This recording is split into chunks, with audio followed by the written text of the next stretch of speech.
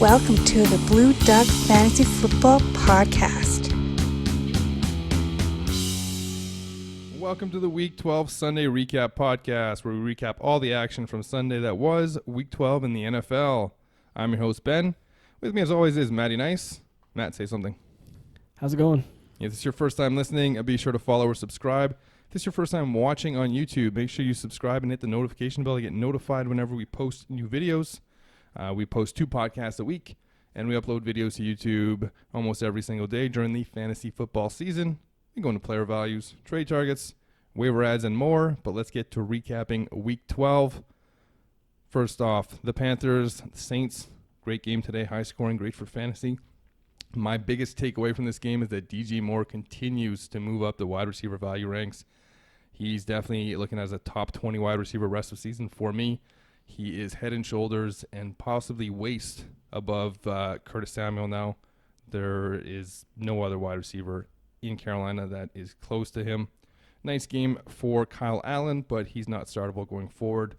Other than that, nothing else has really changed for this team. Just DJ Moore moving on up.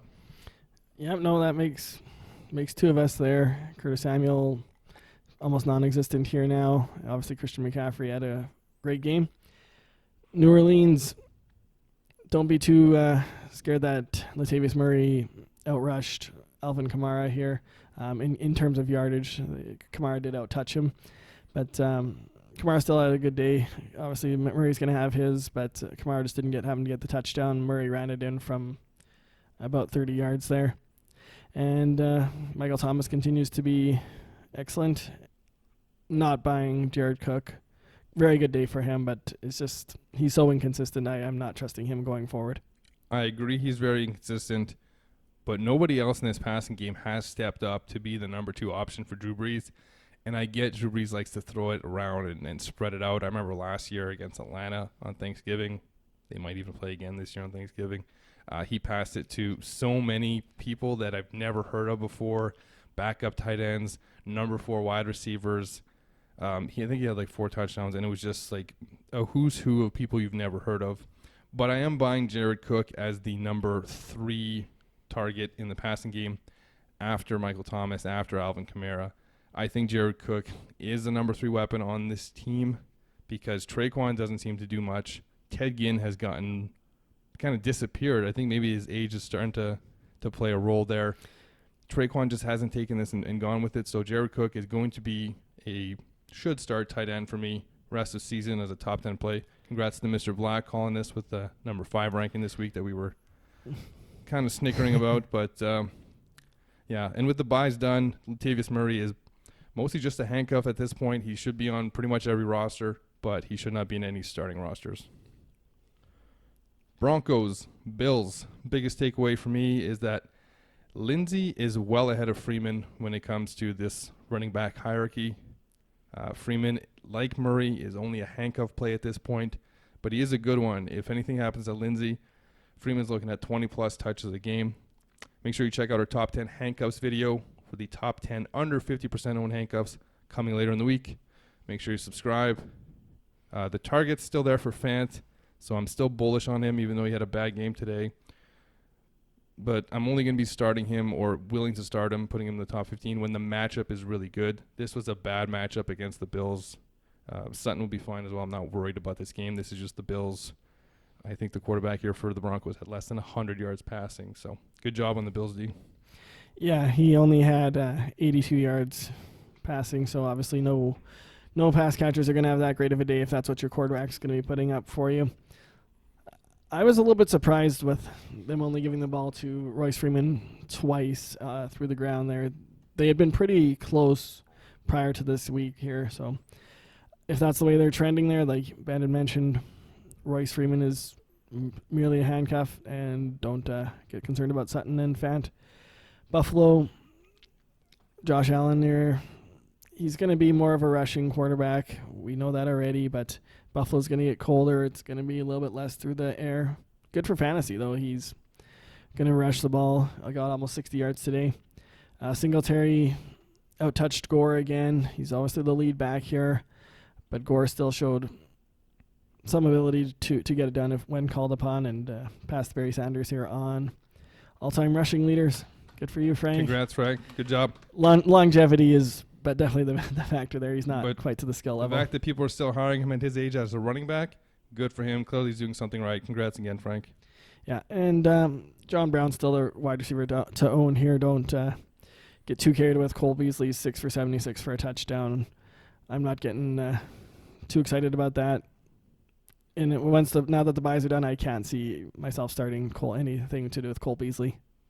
No, and even John Brown, like you took the words out of my mouth. Cole Beasley was just there because they covered John Brown pretty well all day, except for that one big play where he had the touchdown. That was initially called no touchdown, when it was clearly a touchdown. John Brown is not even a player that's going to be must start or should start for me. He's going to be kind of in that 25 to 30 range where he's like possibly a flex. I don't know what that was because there was That's nothing a flex. there. Yeah. Need to work on that. Frank Gore being still so highly involved in this offense is bothersome to a certain extent. Although we just congratulated you, Frank, we would like to just have Devin Singletary get a whole lot more carries. Today they were up by a lot, so they were able to run the rock a lot. That's not going to happen every week. You're going to be looking at situations where it's like 13 to 8, the carries total. So Devin Singletary is kind of in that same range with John Brown, where he's not going to be a must or should start every week. He's going to be a flexible type play. But it worked out well today, but Gore isn't going away. Definitely a good handcuff, though. That's about all I have for the Bills. Moving on to the Lions at Washington. Matt, your thoughts on the Lions today? Nice day for Bo Scarborough. We thought, would be a tougher situation to read there, but it was a good matchup. A lot of things just kind of fell right for him. Still not a huge fan of that going forward. Didn't like to see that Marvin Jones out targeted Kenny Golladay 11-4. Bit of a concern there. It's not like there was, not that he's that great anymore, but Josh Norman wasn't out there like shadowing Kenny Golladay or anything like that. So maybe Driscoll just likes Jones more. Golladay, you're waiting for Matt Stafford to come back. Hopefully that happens this year, but otherwise Galladay's more 25-ish wide receiver now. John Brown range? A little bit better than John Brown, but it's close. Yeah. In the range. Yeah, you're right. Yeah, so to me, Bo Scar, another good game. We said this is the fourth running back that we had a chance to pick up for the Lions this year, and the one with the best chance to make an impact, especially after he did it last week. Again, a good matchup this week, allowed him to continue it. Skeptical of him going forward, but I'm not a non-believer, so he's definitely in that flex range for running backs. Marvin Jones moving up, Kenny Golladay moving down, and I have John Brown in between the two. So, as you say, Kenny Golladay 20-25, Marvin Jones 30-35, and John Brown 25-30. So that's kind of where they're going to stagger in every week. As for Washington, this running backfield is still a split. They had the same number of carries today. You're going to have to sit Geis for now. You're going to have to sit Peterson for now. They're most likely going to try to get Geis more carries, but they're in no rush to have him go out and get 20 carries, especially with the injuries, especially with this season being completely lost. Geis is, if you're holding on to Geis for this season, you're probably never going to start him. Like, it's probably never going to get to the point where he gets all the carries. Week 12 just finished. You got 13, 14, 15, 16 of the fantasy season. Best case scenario, it's in the last 2 weeks of the fantasy season where he starts getting work. And if you made it that far, you probably have better running backs. So feel free to drop Geis in seasonal leagues, 2019 leagues. Kelvin Harmon becoming the number 2 wide receiver here, which has zero value in 2019. No, you're right with Harmon there. If Peterson gets injured or something or is missing games, Geis might get closer to 20 touches there. They're both basically handcuffs at this point. So if one gets injured, the other one's okay. But again, the offensive line isn't good enough. The offense in general is not good enough that you're going to be starting them maybe as a flex in standard. But like you said, if you're getting that far for playoffs, you're probably going to have better players there. Terry McLaurin's really the only player that's fantasy viable? Yeah, exactly. Worthwhile starting out of this offense here. And even then, that's kind of flexy. In the John Brown range? I got John Brown ahead of him right now. What about Marvin Jones versus? He's Marvin Jones range. All right, so if we were to rank him again, it'd be Golladay, then it would be John Brown, then Scary Terry, and then Marvin Jones. Yeah, but Jones and McLaurin are very close. All right, moving on to the Dolphins at Cleveland. Matt, your thoughts on the Dolphins? I always get to talk about the exciting Dolphins first, eh? That's right. Yeah, not really a lot to say here. They were playing catch up here, so they were throwing it up. Decent day for Devontae Parker, who's quietly been moving up the boards a little bit. He's still about wide receiver 40, 35 to 40, but Still behind Marvin Jones? yeah, he's still behind Marvin Jones, but he's getting to about wide receiver 40-ish for me. And none of these running backs I'm really interested in starting, and I'm definitely not interested in Ryan Fitzpatrick. We've talked about Gesicki a few times now. Not for this year, though. Had another touchdown, but again, he's a dynasty play, not a yearly. Yeah, a lot of garbage time targets for a lot of these wide receivers. Not buying any of them. Devontae Parker honestly doesn't have any value going forward. Like, he might have a week or two where he has a great matchup and you want to start him, but as we get closer to the playoffs, if you're on a winning team making the playoffs, he's not making your lineup. It's just that simple. As for the Browns, biggest takeaway here is revenge is oh so sweet for Jarvis Landry. All week I've been talking this up, and he was in both my DFS lineups. If you follow on Instagram, you would have seen the one. If you go to the site, blueduckfantasy.com, you would have seen the other one. He was in both of those. I'm just going to check real quick to see how they did, because I think they may have cashed. And look at that. Both of them cashed. Wow. Hopefully you were following on Instagram. Hopefully you follow on Twitter. Hopefully you go to the site, blueduckfantasy.com, because if you're not, you're costing yourself money here. So make sure you hit that subscribe button, hit the like button, and make sure you tune in for all the videos. Moving forward with the Browns here, Hunt is Duke Johnson. It's confirmed now. He's just more talented, and with the buys done, he'll be a borderline flex depending on the matchup in PPR formats. He's probably the best handcuff to have in all of fantasy football. Last point I'll bring up is make sure you get David Njoku on your roster, regardless of who your tight end is. I don't care if you have Travis Kelce, Hunter Henry, pick up David Njoku. You don't want somebody else getting this guy's points. He's a top 10, borderline top 5 talent to start the season. I guess we had him at about 7, right? We had him in the second. Yeah. Past the second tier, but O.J. Howard's fallen to that. Darren Waller's got in. So either way, if there's a team in your league that has been streaming tight ends, Greg Olson's, Jimmy Graham's, Noah Fant's, T.J. Hawkinson's, they're going to be targeting this person. You want to add him before they can. Stack him on your bench. He doesn't even need to play. You just make sure he doesn't get points for somebody else. Nope, fair enough. And you've basically taken everything that needs to be said about Cleveland.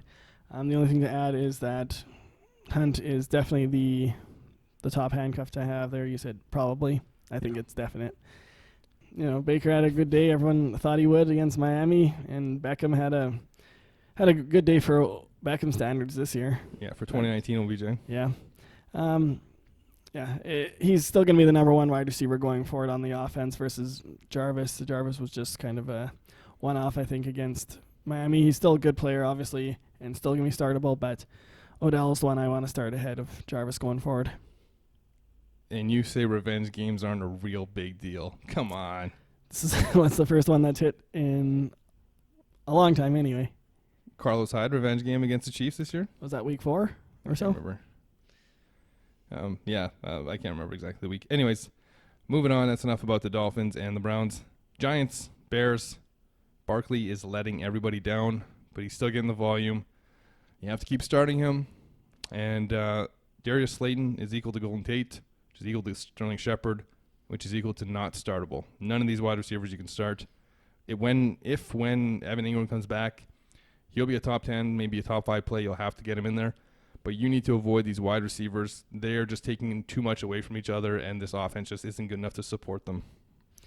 Yeah, I mean, unless one starts to establish himself, like Sterling was starting, or Shepard was starting to do that, and then he got hurt. So, now just seems like those three are just going to plateau. Saquon, like you mentioned, is definitely startable still. He's had a bit of a rough go lately, but I just can't see a situation where you're not going to start him. For Chicago, your startable assets here is Allen Robinson. Not a good day for Mitch Trubisky. It was okay, but the rushing touchdown really saved it for him. It was great for him. Yeah, that's true. That doesn't say a whole lot, though. And David Montgomery is the running back to own here. Not a great day for him. Tariq is fine for PPR. Showed me that a little bit today. So good job on calling me out on Twitter, Tariq. Anyhow, Montgomery is startable, Robinson startable, and Tariq flexible in PPR. Yeah, Tariq Cohen beating Darius Geis in PPR today. Winning that bet for me. Nothing on the line except for pride, so my pride takes a boost. What a disappointing day for David Montgomery, though. With this matchup against this weak Giants defense, just a weaker Giants defense, I expected a whole heck of a lot. To me, Robinson is the only startable asset on this team going forward. I'm not saying Montgomery's a bad play. Like, I'm sure he's going to make his way into lineups, but he's not someone that's just like, put him in the lineup. He's a for sure start. He just hasn't been that good. Like, he hasn't had weeks where you've seen him do anything amazing.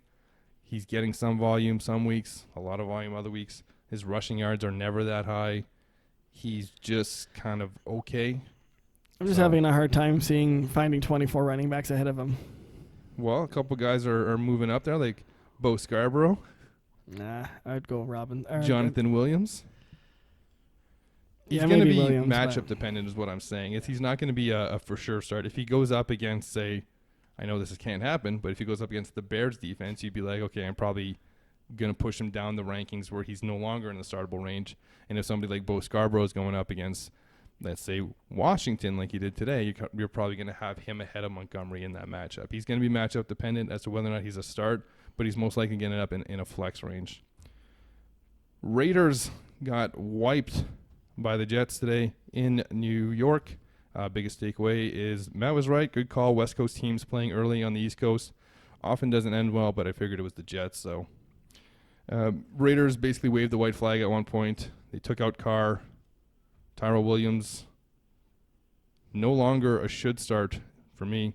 He has been bad. Only 3 games over 50 yards this season. That's out of 9 games. No touchdowns in his last 4 games, where he had touchdowns in his first 5 games, which is what kept him fantasy viable. In those last 4, he has 1 game over 50 yards. So he's just not doing it the way he was. Waller's definitely still a must start for me, as is Josh Jacobs. A lot of the numbers in this game reflect the fact that they just got blown out here in New York. Yep, that's about right with them. Tyrell Williams was very much a touchdown-dependent play, and he was doing it before he got hurt there, and it just hasn't been there since he's been back. I'm still going to put him probably between 25 and 30, I think, for wide receivers. Him or John Brown? I'll still take Tyrell. I like the quarterback. I think the weather's going to be better in Oakland than it will be in Buffalo. Yeah, that's a good point. But anyway, yeah. Don't take a ton away from this game. It's probably a one-off for the Raiders. Just bad situation. I think they overlooked the Jets a bit, which a team like Oakland should not be. For the Jets, Darnold had a nice day here. Lev had a nice day. Still not getting a ton of touches on the ground, but PPR, he's solid. Even in standard today, he was solid. He got over the 100 yards there, so 10 points, can't really complain. A little bit of a disappointing day from Jamison Crowder. You would have liked to see more than 4 targets, but just the game being out of hand early, nobody got a ton of targets, so I'm still okay with Jamison Crowder going forward in PPR. And another touchdown for Ryan Griffin, even though he didn't do much else. Yeah, the tight end definitely a big part of this offense, so they are feeding him. One person you didn't mention that I am not buying is Robbie Anderson. I believe 4 for 80 plus today and a touchdown. Don't care. Do not buy Robbie Anderson. Demaryius Thomas had a touchdown call back in this one as well, which would have been his first touchdown as a Jet. And Le'Veon Bell continues to be this year's version of 2018 David Johnson. Not bad enough to sit. Not good enough to be happy about starting him. Steelers, Bengals. Matt, your thoughts on the Steelers who benched their quarterback today? Yeah, that's really the only thing of note that happened in this game is that they benched their quarterback. Oh, sorry, not the only thing. Yeah, I was going to say. Jalen Samuels did not play nearly the role everybody was expecting him to play. You know he was $7,200 on DraftKings? That seems really expensive. I'm glad I didn't go for that. Did you? I did, and still cashed. Nice. Subscribe. Benny Snell was the running back here who could have seen it coming. Kareth White Jr. Pardon me if I've never said that name before. I don't even know who that is, but for some reason was the second best back on the team with the second most carries. I'm not sure what that was about. I think he played on a flag football team with me last year, so I knew the name. Oh, nice. Oh, say hi to him for me. None of the wide receivers are really that viable here. James Washington had that really nice, really long play there, and I guess a nice stiff arm to That was a great propel him stiff to arm. the touchdown there. But none of these guys are really that reliable until except for maybe Juju, and even then that's not a great situation. We're kind of avoiding the wide receivers on Pittsburgh at this point for me. 21 carries for Benny Snell. Makes him the handcuff now. I guess so, but Kareth White somehow. Jalen Samuels was the handcuff, so I'm not sure what to make of this. Trey Edmonds has also been a part of this, so yeah. It's a very messy backfield. But Benny Snell seems to be the handcuff for now. Even still, is not a player that I'd be looking to get as a handcuff. This offense hasn't been very good. They changed their quarterback today. Resulted in one touchdown pass to Washington. Not much else than that. He wasn't very good. Deion Kane got a catch for the Steelers. Congratulations. Deep sleeper for next year right there. As for the Bengals, Tyler Boyd is alive. Big game for him today. Finally, been waiting for that for a while. I was forced to flex him in the league, and he delivered. Mixon continues to get the volume, so he's the guy whose jersey hangs up behind us that you have to keep starting. He's going to be top 20, top 15 range every week, regardless of the matchup, just based on the volume. Hopefully A.J. Green comes back next week so that this offense can be even better for fantasy. Erickson, 8 targets today. I'm not buying that. You cannot start him. Don't even pick him up. Even Boyd is basically a flex play at best outside of three wide receiver leagues. Where would you rank him with this? Been talking about kind of the same group of wide receivers with John Brown and Marvin Jones and Scary Terry. Where does he rank for you there? He's going to be ahead of John Brown and Scary Terry for me. I think he's going to be behind them for me just because he's been a lot less consistent in doing it, and this is the first game in a while. He's going to be ahead of Marvin Jones, though, for sure. I think if/when A.J. Green comes back, that's going to help Boyd. That'll get some of the coverage away from him. I'm not expecting A.J. Green to play this season, though. Yeah, maybe not. Who knows what's going on with him? But like you mentioned, Mixon definitely just a volume play. It's going to be fine, and Boyd flex to. Yeah, he's nothing more than a flex still. I like Boyd, so it's tough to say, but I wouldn't buy that he's going to get 100 yards and a touchdown every week here. He just hasn't been consistent enough this year. Nothing else worth talking about. Seahawks, Eagles. Biggest takeaway here for the Seahawks is Carson fumbling issue again. Sent him to the bench and is going to make Penny one of the most added players of the week. He's on our handcuffs list that's coming out later this week. Make sure you subscribe. Hit that notification bell to be alerted when we post a new video. I personally don't believe in Penny's running ability, and I'll go more into that in the episodes. Make sure you watch that. He's a nice change of pace back, but not an every down back for me. It was a rough day for Russ and the wide receivers here. Metcalf had a couple of bad drops as well. He's not startable. This should have been a good matchup for them against this weak Eagle secondary. It just wasn't. Just kind of throw it off as a one-off. Tyler Lockett led the team with one catch for 38 yards or something pathetic like that. And we had talked about him versus Ridley in the pregame show and said to go with Ridley. Hopefully that person listened because that would have paid off big time. Yeah, and it was a little bit of a rainy day, but I mean, that shouldn't have affected Seattle like it did. I mean, it's the kind of the West Coast team going to the East Coast. Maybe that played a little factor into the offense here. It just didn't look good. Nobody on Seattle had a great offensive day. I mean, aside from Rashad Penny, which was aided by a long touchdown run, but still pretty good overall. Just kind of watch that running back situation going forward. See who's the lead back here. For Philly, the only one that can really say they had a good day was Zach Ertz. He was having a pretty good day even before that late touchdown, so yeah, he's still a top 5, probably top 3 tight end, so don't worry concerned about him anymore. And I'm not even concerned about that concerned about Goddard stealing too many targets. Just I think Goddard's targets will go to Alshon Jeffrey when he's back. I don't think they'll come away from Zach Ertz. And the running back situation is just complicated. 12-6 for Sanders versus Ajayi. You can't really rely on any of these running backs to start anymore. Even if you were doing so, once Jordan Howard gets back, it's going to be even more messy. Just avoid the backfield altogether. We've talked about that many times here. Yeah, that took the words out of my mouth there. I've never even heard of Greg Ward before, but apparently he had more targets than J.J. Arcega-Whiteside today, so shows how much they care about J.J. Arcega-Whiteside. Alshon's the only wide receiver on this team that you want on your team. Goddard did well today in PPR with 7 catches, but he's not startable with the buys done. Wentz is going to be a sit for me until Alshon does come back. He just can't do it with these guys that he has playing. Like, it's Ertz and Goddard, and he doesn't have anything, so... I think Alshon's close. Looked like he was going to play today, and then I don't know what Surprise happened. inactive, yeah. Yeah. This was a good matchup for both teams. I thought this would be high scoring, but Buccaneers, Falcons, big upset here as my Bucs beat the Falcons. Matt, your take on the Bucs? Yeah, it's been the same story with the Bucs there. One of the wide receivers has a really good day, and the other one is kind of average here. Godwin had a really nice day here. Evans, not so much. O.J. Howard just is not doing anything. Did more than Cameron Brate today. True. And Cameron Brate, I don't even think had a target. If He had I'm not one. mistaken. Oh, yeah, he did. Okay. And but he wasn't as good as Vita Vea. No. No. And running back there, Ronald Jones had one more carry than Peyton Barber, but again, they were up towards the end of this game, so they were just killing some of the clock there towards the end. It's a very reliable offense for fantasy purposes, but Jameis is just not reliable real life. Doesn't matter to us in this world. No, and they got the win today, and even on one of the interceptions we saw when he went to the sideline, Bruce Arians giving the pat on the back saying, not your fault, even though it was a way underthrown ball behind the wide receiver that he had to try to reach for, similar to O.J. Howard trying to catch behind his back, and they tipped it up to another defender. So they are his fault. He's not putting them in the right spots.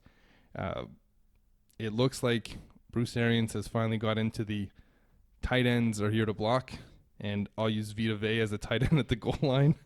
He's ripped all the tight end plays out of the playbook. Avoid the tight ends. Barber and Jones are similar to other situations we talked about where they're basically just handcuffs for themselves.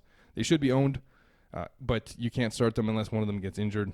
And even then, Dare will take some of the third down work away from them. Biggest takeaway for the Falcons is I can't believe how bad Matt Ryan was against one of the worst secondaries in the league. Gage out-targeted and out-caught Julio, but Julio left the game for a bit and was taken out of the game when Matt Ryan was taken out of the game.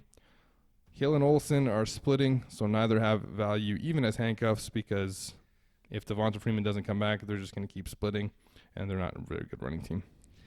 Yeah, exactly, with the running backs here. And, don't read too much into Gage out-targeting Julio. Like you said, Julio came out. Ridley and Gage were the benefactors of that, and Ridley just continues to be the benefactor of Austin Hooper being out of the offense there with 14 targets. So Ridley has definitely established himself inside that top 20 wide receiver Possibly threshold. top 15. It's getting close. Yeah, especially this week with that matchup was so great. Yeah, I mean, now that the buys are over, I think he's probably going to be looking more 15 That's to true. 20. But he's probably going to be ahead of Kenny Golladay. Yeah, for sure he will be. Yeah, so Until Stafford's back, at least, if he comes back. if he ever comes back. Jaguars at Titans. Matt, talk to me about the Jaguars and maybe sing about it if you want. I don't think I'll be able to sing about them today, but mostly garbage time here. So they did rack up some garbage time points. It kind of reminded me back of the old Jaguar days with Blake Bortles and Allen Robinson, where they would just go crazy at the end of the day and make themselves fantasy relevant. Kind of happened for Leonard Fournette today. Not super great day for any of the wide receivers here. DJ, 38 yards receiving. He did have the 2-point conversion, but D.D. Westbrook is the top wide receiver. But you're owning DJ Chark going forward. Leonard Fournette is a great option for you going forward. 9 receptions yeah. for 62 today. Continues and again, a lot of that in garbage time, but PPR-ness. Doesn't matter to us when it happens, as long as it happens, right? Like Fournette and DJ are definitely the two assets of this offense that are worth owning for fantasy. The only two. Yep. Decent game for D.D. Westbrook today and Chris Conley, but as I talked about earlier today on the pregame show, D.D. Westbrook, Chris Conley combined are basically DJ Chark, so none of them are startable. DJ Chark is going to continue to be basically a must-start. He's going to be ahead of Ridley for me rest of the season, so he'll be in that top 15 range. As for the Titans, what a game for Ryan Tannehill here. Only 18 pass attempts, completed 14 of them, 259 yards, 2 touchdowns, and then he ran 2 in, which is what we like to see from Ryan Tannehill. It was one of his fantasy boosters, the fact that this guy wasn't a quarterback in college, right? This guy was like a tight end or something. and he's able to run. He's a fast guy. 7 for 40.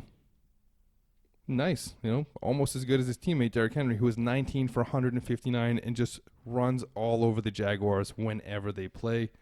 I had him in my DFS lineup. Make sure you subscribe. Check out Blue Duck Fantasy Football, or BlueDuckFantasy.com. That's the website where we have our rankings and all of our posts. Big game for A.J. Brown. Not buying it. Just not buying it. I'm not buying any of the wide receivers on this team. You're not buying Michael Pruitt? Michael Pruitt? No. Is it pronounced Michael? It's pronounced Michael. Okay, that's just a really weird spelling. Yeah, it's my and Cole, right? Yeah. Anyhow, like you said, none of the wide receivers here are really worth owning. Derrick Henry's great option in the backfield, and Ryan Tannehill's going to be a matchup-dependent player. Not much more to say about Tennessee. That's who they are. That's who they've been all year. And last game that we're going to talk about here, Cowboys at Patriots. Matt, your thoughts on the Cowboys? Yeah, this game kind of was affected by the weather. It was really rainy, windy. It just didn't look like it was a nice environment to be in. And we talked about that today on the pregame show, where you even said and talked to everybody who was listening and watching that you took Tom Brady and James White out of your DFS lineup in order to put in Baker Mayfield. Yeah. You got to be watching, right? This is valuable information that you're missing out. Hit that subscribe button. Do it right now. Hit the likes. Yeah, and also talked about that sat Amari Cooper in the league, which you had as a ballsy sit, so I did take that. But the weather, you could see it coming. Weather plus Gilmore, plus you knew it wasn't going to be high scoring, etc. That's why you had to get him out of there. I'm going to toot my own horn here on the ballsy sit with Amari Cooper having 0 across the board and was beat out by my ballsy start, Josh Gordon, who I believe had 1 catch for 10 yards, something silly like that. So he won that matchup. Yeah. Okay, fair enough. Decent day for Zeke. Didn't hit the 100-yard plateau. Obviously, they had to run the ball a lot because it just wasn't, like I said, the weather was playing a big factor. Over here. 125 total yards, though. Yeah, decent day for him. It would have been nice to get a touchdown from him, but overall, owners can't be that unhappy with him compared to recent weeks. Yeah, not much to add here. This is just a weather thing. Not buying Randall Cobb, doing anything. It was just kind of one of those games where they said they were going to take away Cooper, and they put Gilmore on him all day, and they said, go ahead and have Zeke run, but we're going to try to control time possession here. Tom Brady, another bad game, as expected from the with the rain. Sony Michel, 20 carries, 85 yards. Pretty good for him. We wish I would have started him over Josh Gordon in the league where I'm playing you, and could really use that win in order to solidify my spot in the playoffs and give my team a chance at the bye. Edelman is the guy here. Jacoby Meyer, 4 for 74. But N'Keal Harry with the touchdown. Talked about picking up N'Keal Harry a lot. He's going to be the number 2 wide receiver on this team. You need to get him on your roster. Once this offense clicks, if this offense clicks, he's the type of player that's going to be in that top 25 range every week once he gets that role. So he's a player definitely to stash on your bench for now. Yeah, and Myers there, he had a chance for a touchdown there, and he got lit up by the safety there for Dallas. Knocked the ball loose, but it could have been a big gain for him, but or it probably have been a touchdown. The weather's only going to get worse in New England, so that could really benefit someone like Sony Michel. They obviously run the ball with him when weather turns bad. So, I mean, watch the weather forecast, I guess, when New England's playing, because they're going to be running the ball if it's windy or rainy or snowy or whatever, and Sony's the guy. Or just tune into our pregame show every Sunday, about 1 hour before kickoff. We'll be going over all the weather, all the inactives, players that we're high on, players that we're lower on. And, of course, every week we play the Sunday Showdown, the game that is not a game that I probably won this week for the first time since, September. Yeah, since September. And it's Good September. on you. Coming back. It's not over yet. Nope. Anyways, Matt, who is your biggest riser this week? Who has gone up the most in your eyes? I guess Bo Scarborough. He did better than I thought he would. That was the guy for me as well. Bo Scarborough was somebody who I was very skeptical of it. I mean, I guess we could say Jonathan Williams, but that was on Thursday. Yeah, but again, that was and this isn't even that high on him because it was just a good matchup for him. don't even know if I'd put in a waiver claim on him, to be honest with you, unless I'm really desperate at running back. Do you know who the Lions play next week? Chicago on Thursday. Chicago on Thursday. Thanksgiving at home. Mm-hmm. Short week running back against the defense. I don't mind that at all. So, Bo Scarborough, that's probably my biggest riser as well. And it's just because I was very skeptical of this actually happening. This is the fourth guy that they've had. Waiver wire pickup right now, if you have to grab somebody. For me, it's going to be Rashad Penny. Yeah, that makes sense. Is he under 50? Oh, yeah. Okay, yeah. Then he's very low owned as a handcuff. Then for sure, yeah, Penny. And I think they will go back to Carson next week. But it might be closer to a split, and it might... He's not going to be on a short lease regardless. Yeah, and so he could take over that role, and that's why you're grabbing him. You're not grabbing him to start next week. You're grabbing him just in case there's another fumble, and Carson gets sent to the bench, and it's over. He's one of the players that we talked about in our handcuff preview that's coming out later in the week. Subscribe. But, yeah, he's the player that I'm targeting on waivers. Somebody else would be possibly Benny Snell. That depends on the James Conner situation. And even then, that's more of a committee, even though he had 20-plus carries today. I think it's because it was against the Bengals. Yeah, I don't think I'd use waivers on Benny Snell just because I don't know what's going to happen in that situation. Fair. I'm going to wait on waivers for somebody I either really need in my lineup or somebody I really need to block my opponent from getting. Yeah, like but David Njoku or even a Jared Cook, if he's out there and your opponent or one of the better teams needs a tight end, those are a couple guys to look at blocking somebody from grabbing. Matt, anything else to add? Thanks for watching. Thanks for listening. Hopefully you're doing both. That's it.